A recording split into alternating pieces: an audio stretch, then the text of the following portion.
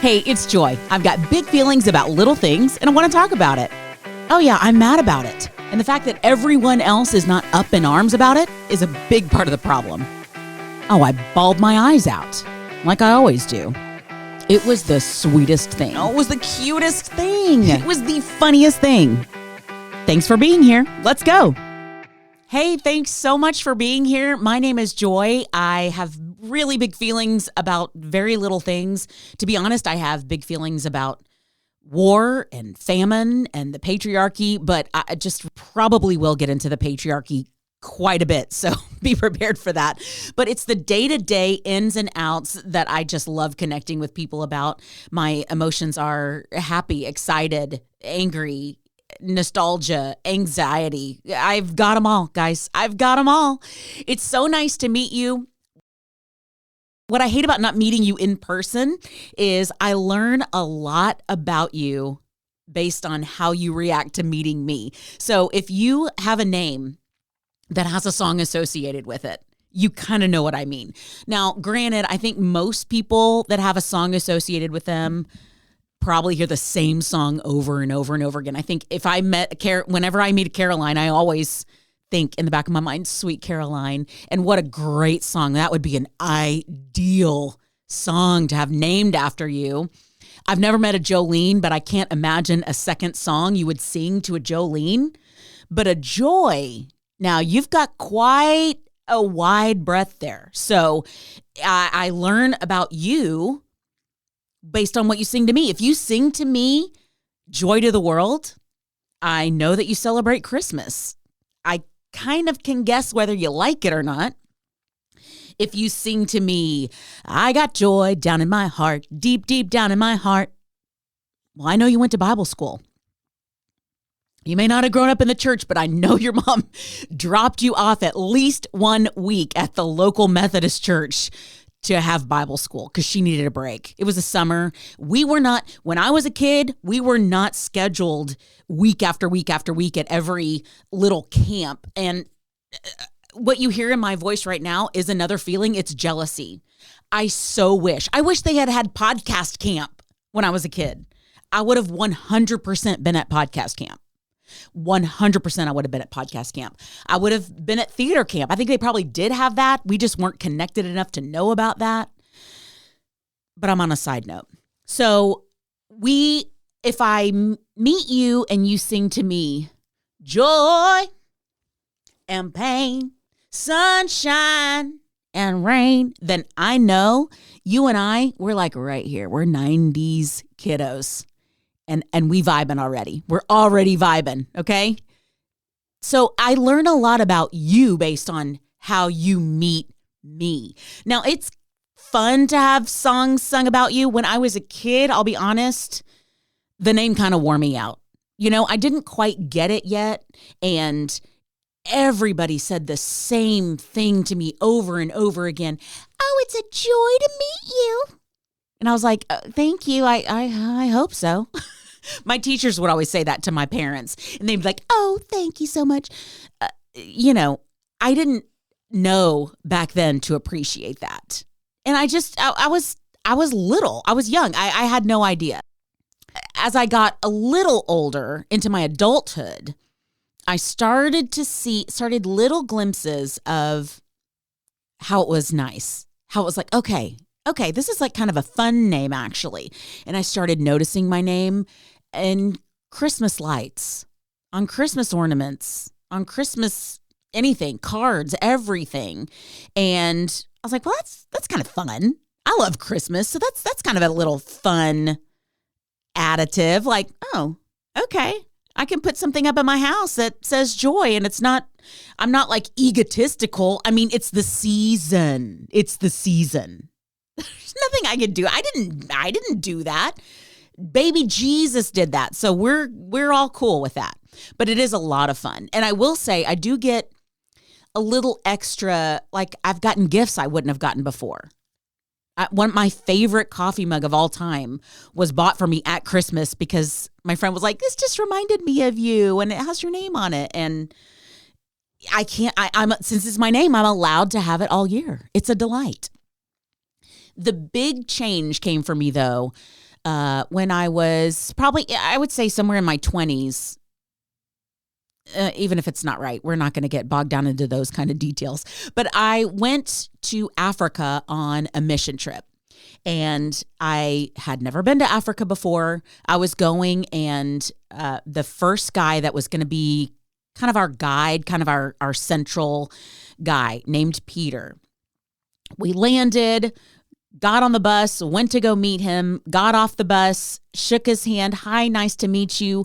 My name's Joy. And he said, I have a daughter named Joy. It's so nice to meet you. My daughter, Joy.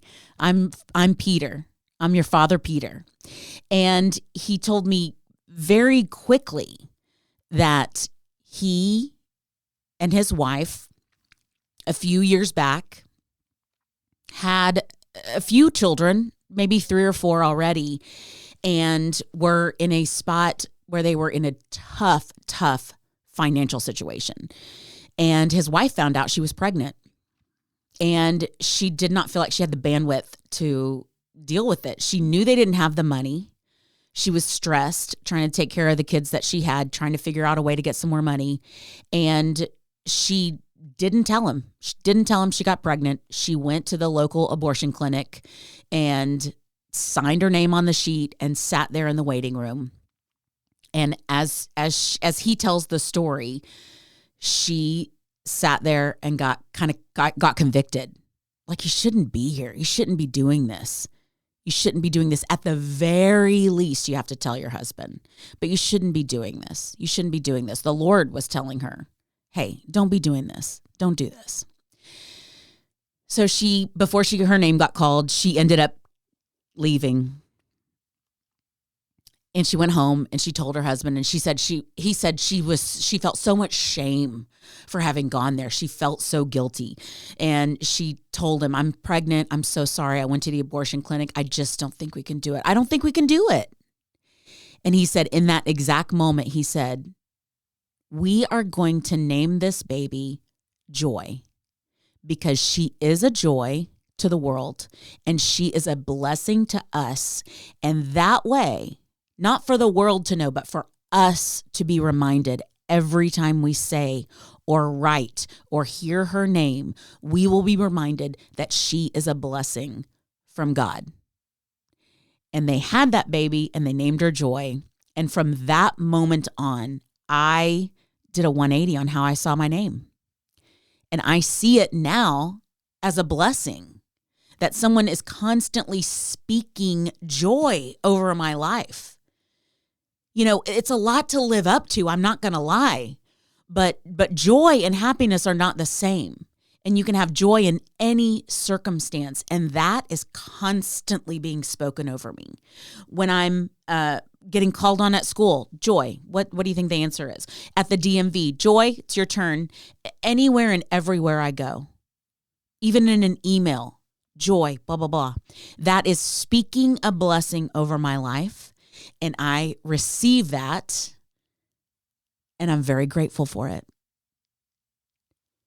And I'm like 7 minutes in and I'm already tearing up. That's what this is going to be, guys. Just please be ready. And if you see me drinking out of a joy mug, know it was a Christmas gift. Okay, so the name's covered. You have a little bit of a sense of me. Although, let's be honest, it's probably like my mom and my 2 cousins listening to this. So, hey, guys, text me. But to give you a little bit of a better sense about me, zodiac-wise, I'm a Taurus. Stubborn as a bull. If I cut you out of my life, you're gone for good. But I don't do that often. I love you. I want you around. I want to hang out. Want to see you after I've had some alone time, after I've had some quiet alone time. So I'm also a May Taurus, which I'm not really into the zodiac, but according to my TikTok, May Tauruses are the worst. So I'm fine with it. We're also delights. Enneagram-wise, if you follow the Enneagram, that is like an older spiritual thing where you get a number and it kind of identifies your personality a little bit. It's not really personality driven. It's kind of a longer story than that, but I will boil it down to that. I'm a big old 4. It means I wear my heart on my sleeve and I see everything with rose-colored glasses. And then when life doesn't match the rose-colored glasses, I'm crushed. So big feelings about little things. You see where we're coming from on that? You see how we're getting there? Yeah, absolutely. And let's just say you're an American and you ask the classic American question that everybody asks at a party. What do you do for a living? I'm a pediatric nurse.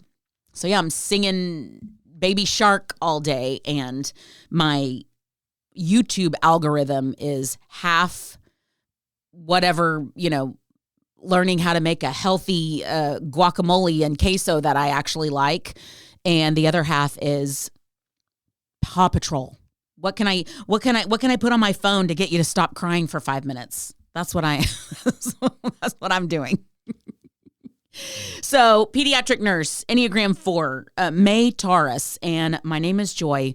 If you meet me, please sing a song to me so that I have some kind of sense of who you are when we first meet. And that will be a great foundation for us. So I have big feelings about little things, and it happens constantly. Some of those feelings are excitement. Some of them are anger. This week, it's devastation. Devastation, and it's over a bun. So I have long hair. I can't wash it all the time. It's just I don't have the bandwidth for it. It's not even the washing, it's the prepping and the drying and the whole thing after that. And so I wear my hair up in a messy bun a lot. And sometimes it's cute, sometimes it's literally just functional, and it's not messy because that's what we're trying. It's messy because I just threw my hair up in a bun and it's a mess, and I'm doing my best to just keep it out of my face so I can drive and do the things that I need to do to keep going. But last night, I was doing the 45-minute, the older you get, the longer you got to spend getting ready to go to sleep. And I used to laugh about it when I was in my 20s. Ha, ha, ha. Girls take such a long time to go to bed. It's a whole thing now. And it's not just beauty. It's like, I gotta take care of these teeth. I gotta make sure everything is in the right direction, heading in the right way. I gotta make sure I've treated everything I need to treat. I've got to make sure I've cooled off everything I need to cool off. I mean, it's a lot, guys. But I had brushed my hair and I was getting ready to wash my face, and I literally just without a thought threw my hair up in a messy bun, and I turned and looked at myself and I thought, good heavens, that's a gorgeous bun. That looks like someone did my hair. But it's 9:30 and I'm about to go to bed. What the heck? I don't understand. When I'm trying to go out and I'm like, ooh, this would be a great bun night. Let me make a cute bun. It's like, that doesn't look good. But I've learned over the years, don't go back. If it's good enough, leave it. Because if you redo it, it's going to be even worse. And that makes me so mad. It's going to be even worse. So you got to just leave it, let it be. Well, this one looked like freaking Jose Bear did it. I don't know. I don't know. Who's the new hair person? Someone on TikTok, whatever. It's someone that's over there doing like, let me show you in slow-mo how to do a messy bun. And then somebody writes to them, do it slower. And then they cut that out and show it on that, like pulling it through. It looks like they did my bun. Now, did I need one? Do I have a little flyaway that I need to tuck in with a bobby pin? Yeah, of course. I posted it on my Instagram so you can see. I understand, but I could easily tuck that little flyaway. That bun looks like I could go out with it. And I'm frustrated. Because I have this dream in my head, and I honestly blame Jennifer Aniston for it. Jen, adore her. She went way back in the day, back when Friends was on currently. She went to the Golden Globes one year, had a really sleek black dress on. I don't know why I remember this so specifically, but she was late. She almost didn't make the red carpet. She was like one of the last ones on the red carpet, and then her category was up first. So she just like zipped in, sat down, won an award, got up there and accepted the award. She had the best looking ponytail. The best looking ponytail. It was sleek, but you could tell it was done. It looked amazing. And I was so jealous of that ponytail. And I have been chasing that ponytail all these years. It's probably why my hair is even the length that it is, because I don't have the bandwidth to manage it, but I'm chasing that ponytail. Oh, it was fantastic. And I still watch TikToks to this day. Like, how do I get a better ponytail? How do I get a little bump up here? You know, without using the old bump it. How do I get a little volume here? How do I make this sleek right here, but not be, I can't do it. But you know what? Probably last night I could, if I had put my hair up in a ponytail to wash my face, it probably would have looked just like Jen Aniston's. Probably. Thanks for listening to Little Things, Big Feelings with Joy Delaney. I'm James, the producer, editor, director, and executive producer. Follow Joy on socials at Joy Delaney Cox on Instagram, Facebook, and TikTok. Honestly, forget TikTok. I don't even know how to use it anyway. You don't know how to use it anyway. James. Follow Joy on socials at Joy Delaney Cox on Instagram and Facebook. See you next week.